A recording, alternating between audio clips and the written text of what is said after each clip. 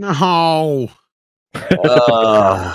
Yeah, sorry. So, well, the reason. So, I've done a video to this. It's not released yet because I've been a bit behind on the main channel videos today. But the reason why I wanted to cover this is it.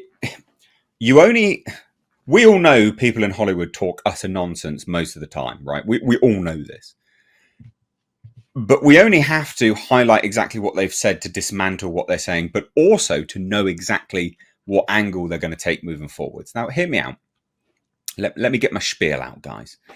So, Daisy Ridley has said that a cool as shit idea tempted her back, and she's unsure if other sequel actors will return. So, there you go, right?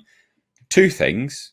So, she's got the idea, she knows the idea, and also she doesn't know if the other sequel actors are going to come back, right? On face value, those things are diametrically opposed. They don't really make too much sense. But here's the quote, and here's where we know a few things: the lies, the current PR spin, and also what they'll use to promote the film moving forwards. It's all in one thing. So she was asked about Sharmina Obaid-Chinoy and the impact she's going to have. The short answer is I don't know, but I'm excited to do the job. But not because Sharmina is a woman. Her documentaries are amazing. Her story, her idea for the story is cool as shit. No spoilers, but she gave me a rundown of the entire story. If it weren't amazing, I would have been like, okay, call me in 5 years, but it's worthwhile. So, one, that's an out-and-out lie, because Kathleen Kennedy invited you to lunch, and Kathleen Kennedy told you the story, and Kathleen Kennedy's on record as saying that she's been working on this for years. Yeah, right. and she hired other writers. Idea. Yeah, there's other writers who've been working on this. Exactly that. It's not Sharmina Obaid-Chinoy's. It's not her story. It's not her idea. Damon Lindelof was working on it. He got binned off due to creative differences. He exited the role. Then you got Stephen Knight working on it currently now, potentially handing in a script draft at some point. This is not Sharmina Obaid-Chinoy's story. We also have the wild card of Sean Levy now in the mix. Yeah, let's not focus too much on that just now. But yeah, you are completely right. But the main focus here is, one, out and out lies that they're just spewing out and out lies, just lies. Secondly, what's the focus? What's the focus here? Sharmina Obaid-Chinoy, woman, bringing woman directing, PR. That's going to be the spin. That is their ideological human shield that they're going to use to protect themselves against any criticism moving forwards. Guaranteed, just there, straight away.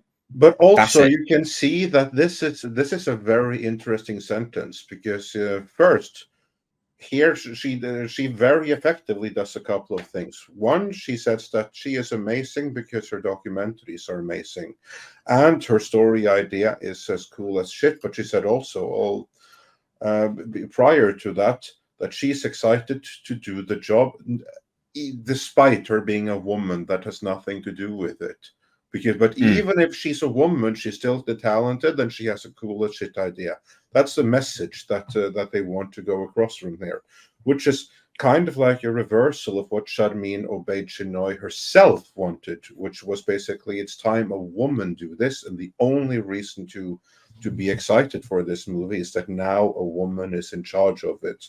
Whereas here, REY herself is adding in, no, she's a woman, yes, but her idea is super cool, and I'm super excited for it. And that has nothing to do with my $12 million paycheck, which the others don't get, which is why they won't be returning. Yeah. So there is that. There's more here that I want to comment on, right? So remember, she knows the whole story, the idea for the story. She's got the whole idea for the story here, right? She gave her a whole rundown of the entire story, word for word. She gave me a rundown of the entire story. Yeah? Right, we all agree that's there, what she says, black and white. Yeah, cool. Well, that's bollocks. Are the other actors going to come back? I don't know what is what or who is who. So are they coming back or not? You either know or you don't. Apparently, she doesn't know. She's unsure if they're coming back. And that also doesn't fit very well with the story, because you'd kind of like have an idea, well, when you were told the story, which characters were in that story. Yeah. Yeah. Yeah, you know. You'd instantly know. She may not be able to talk about that part. I'll give them that. same thing with the whole thing with like, yeah, they probably have a general idea of what they were going to make, like an outline or treatment or whatever. But these other writers are supposed to come in and fill that out, and they're not doing what they want, evidently. Because that's what I'm seeing here. And this is what I've started to notice is nobody has an original idea when they come to the table. I think Kathleen Kennedy has a list of things that she wants to do. And if you do something or say something that fits within that list, she will put you on that project.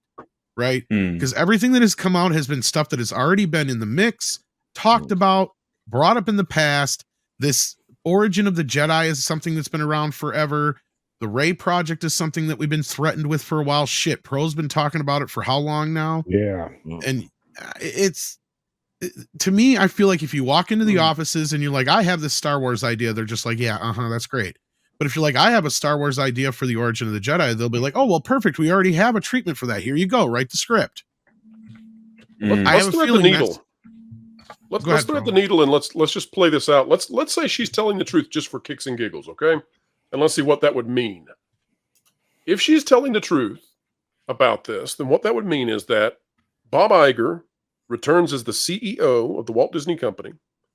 2 weeks later, Daisy Ridley is summoned to Lucasfilm to have lunch with Kathleen Kennedy. And oh, by the way, Charmin Obaid Chinoy is there because there's no other way. If Kathleen tells her the story, and now in this version, Obaid Chinoy also tells the story. Okay, they've both got to be there at the same time. You can't get away from that. So either that or Daisy Ridley's lying. But let's play with it as if it's real. Okay, let's just have fun with that. Devil's advocate. What that would mean is that Bob Iger, there's no way that Kathleen Kennedy is going to put together a REY movie and get a director and make the pitch to Daisy Ridley and get her signed on to come to Star Wars Celebration, which would require a contract, without brand new CEO Bob Iger knowing. And then this connects all of them into this giant cluster of bringing in this feminist plan right off the bat as soon as Bobby comes back to his 2-shower office. It doesn't make anybody look better.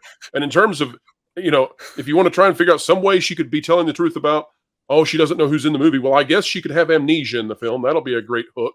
She can go on the MacGuffin for her pills to be able to remember what's going on. But that's the best I've got to make these things come together in some intelligible way. Absolute nonsense. It really is. Utter drivel. Culture, you want to chime in on this?